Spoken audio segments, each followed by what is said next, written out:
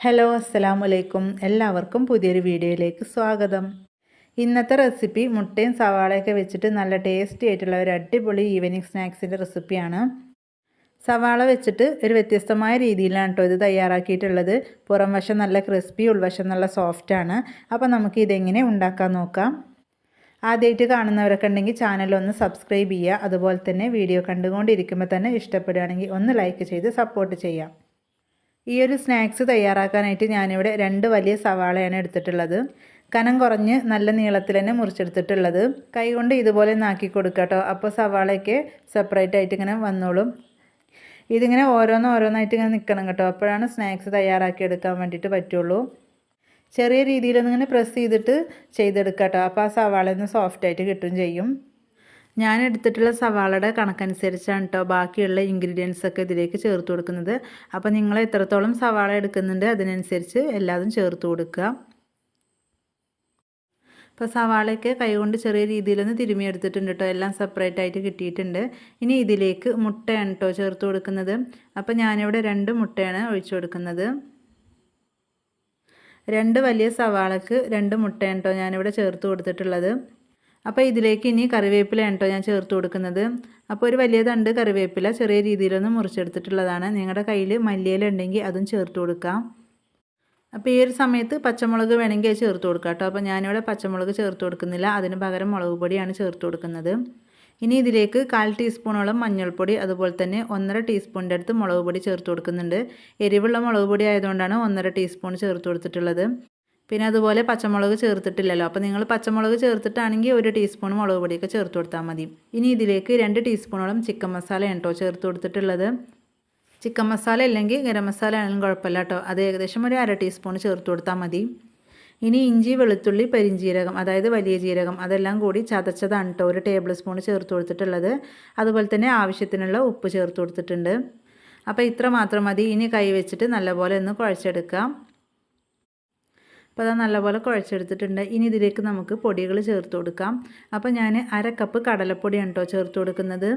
ഇനി ഇതിലേക്ക് 1/4 കപ്പ് മൈദപ്പൊടി ചേർത്ത് കൊടുക്കുന്നുണ്ട്. പിന്നെ അതുപോലെ തന്നെ 1/2 കപ്പ് അരിപ്പൊടിയും കൂടെ ചേർത്ത് കൊടുക്കുന്നുണ്ട്. അരിപ്പൊടി ചേർത്തിട്ട് ഈ ഒരു സ്നാക്സ് തയ്യാറാക്കി എടുക്കുമ്പോഴാണ് ക്രിസ്പി ആയിട്ട് കിട്ടുന്നത്. പത്തിരിക്കും ഇടിയപ്പത്തിനൊക്കെ എടുക്കുന്ന അരിപ്പൊടി ചേർത്ത് കൊടുക്കുക കേട്ടോ. വറുത്തതോ വറുക്കാത്തതോ ഏത് അരിപ്പൊടിയാണെങ്കിലും കുഴപ്പമില്ല. ഇനി ഇതെല്ലാം കൂടി നല്ലപോലെ ഒന്ന് മിക്സ് ചെയ്തെടുക്കണം കേട്ടോ. അതായത് ഒന്ന് കുഴച്ചെടുക്കണം. നമ്മളിതിലേക്ക് വേറെ വെള്ളം ചേർത്ത് കൊടുക്കരുത്. ആ മുട്ടയുടെ നനവിൽ തന്നെ ഇത് കുഴച്ചെടുക്കണം. നമ്മൾ സവാളി നല്ലപോലെ ഒന്ന് കുഴച്ചെടുത്തതാണ്. അപ്പോൾ അതിൻ്റെ ആ ഒരു വെള്ളം ഉണ്ടാവും. അപ്പോൾ അതിൽ കുഴച്ചെടുക്കുക. സാധാരണ നമ്മൾ സവാള വടയൊക്കെ ഉണ്ടാക്കിയെടുക്കുമല്ലോ. അപ്പോൾ അതുപോലെ തന്നെയാണ് ഇത് തയ്യാറാക്കിയെടുക്കുന്നത്. മുട്ടയൊക്കെ ചേർത്തുകൊണ്ട് തന്നെ ഒരു പ്രത്യേക ടേസ്റ്റാണ്. നമ്മൾ കുഴച്ചെടുത്തിട്ടുണ്ടെങ്കിൽ ഈ ഒരു പാകത്തിനാണ് കിട്ടേണ്ടത്. ചെറിയ രീതിയിലൊന്ന് ടൈറ്റായിട്ടാണ് കേട്ടോ. അപ്പോൾ അത് വെച്ചിട്ട് നമ്മളിതിലേക്ക് വെള്ളമൊന്നും ചേർത്ത് കൊടുക്കരുത്. ഇതുപോലെ തന്നെയാണ് കിട്ടേണ്ടത്. നമ്മൾ ഷേപ്പാക്കി എടുക്കുമ്പോൾ കറക്റ്റായിട്ട് കിട്ടണം. ഇനി നമുക്ക് സ്നാക്സ് തയ്യാറാക്കി എടുക്കാം.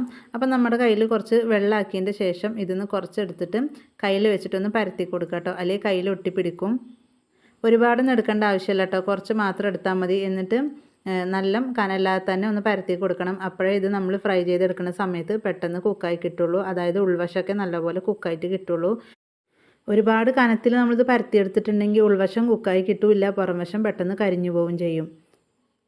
ഓരോന്ന് നമ്മൾ തയ്യാറാക്കി എടുക്കുമ്പോഴും കയ്യിൽ വെള്ളമാക്കണം കേട്ടോ. കൂടുതലായിട്ട് ഒരു ബുദ്ധിമുട്ടില്ല കേട്ടോ. ഇത് തയ്യാറാക്കി എടുക്കാൻ പെട്ടെന്ന് ഉണ്ടാക്കിയെടുക്കാൻ പറ്റും. അപ്പോൾ അടുത്തത് നമ്മളിത് ഇതുപോലെ പരത്തിയെടുക്കുന്നുണ്ട്. അപ്പോൾ ഇതുപോലെ തന്നെ ബാക്കിയുള്ളതെല്ലാം തന്നെ പരത്തിയെടുക്കുക കേട്ടോ. ഞാനിവിടെ 4 ഇതുപോലെ പരത്തിയെടുത്തിട്ടുണ്ട്. ഇനി ഇത് നമുക്ക് ഫ്രൈ ചെയ്തെടുക്കാം. ഇത് ഫ്രൈ ചെയ്തെടുക്കുന്ന ആ ഒരു സമയം കൊണ്ട് നമുക്ക് ബാക്കിയുള്ളതും പരത്തിയെടുക്കാം. ഇനി നിങ്ങൾക്ക് മുഴുവനും ഇതുപോലെ ഉണ്ടാക്കിയെടുത്തിട്ട് ലാസ്റ്റ് ഫ്രൈ ചെയ്യുകയാണെങ്കിലും കുഴപ്പമില്ല. അപ്പോൾ ഫ്രൈ ചെയ്തെടുക്കാൻ വേണ്ടിയിട്ട് ഞാൻ ഇതുപോലെ ഒരു പാൻ വെച്ചിട്ടുണ്ട്. അതിലേക്ക് കുറച്ച് ഓയിൽ ഒഴിച്ചു കൊടുത്തിട്ടുണ്ട്. ഒരുപാട് ഓയിലിൻ്റെ ആവശ്യമൊന്നുമില്ല കേട്ടോ. കുറച്ച് മാത്രം ഒഴിച്ചു കൊടുത്താൽ മതി. ഓയിൽ നല്ലപോലെ ചൂടായതിൻ്റെ ശേഷം മീഡിയം ഫ്ലെയിമിലേക്ക് ഇട്ട് കൊടുക്കുക കേട്ടോ. എന്നിട്ട് ഇതുപോലെ ഓരോന്ന് വെച്ച് കൊടുക്കുക. ഇത് ഓയിലിൽ മുങ്ങി കിടക്കേണ്ട ആവശ്യമില്ല കേട്ടോ. ഇതിൻ്റെ പകുതി മാത്രം മതി. അപ്പോൾ അതാണ് കുറച്ച് മാത്രം ഓയിൽ മതി പറഞ്ഞത്. ഏകദേശം 1-2 മിനിറ്റ് ആകുമ്പോഴത്തേക്കും ഒരു സൈഡ് ആയി കിട്ടും കേട്ടോ. സവാള ആയതുകൊണ്ട് തന്നെ പെട്ടെന്ന് കരിഞ്ഞു പോകും.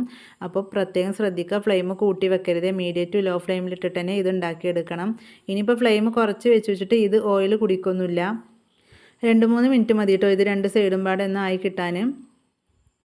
ചെറിയ രീതിയിൽ കളർ മാറി തുടങ്ങുമ്പോൾ നമുക്കിത് തിരിച്ചിട്ട് കൊടുക്കാം. അപ്പോൾ നമ്മളിത് ഇട്ട് കൊടുത്തിട്ട് ഏകദേശം 1 മിനിറ്റ് കഴിഞ്ഞിട്ടുണ്ട് കേട്ടോ. അപ്പോൾ ഒരു സൈഡ് ആയിട്ടുണ്ട്. അപ്പോൾ നമുക്കിത് തിരിച്ചിട്ട് കൊടുക്കാം.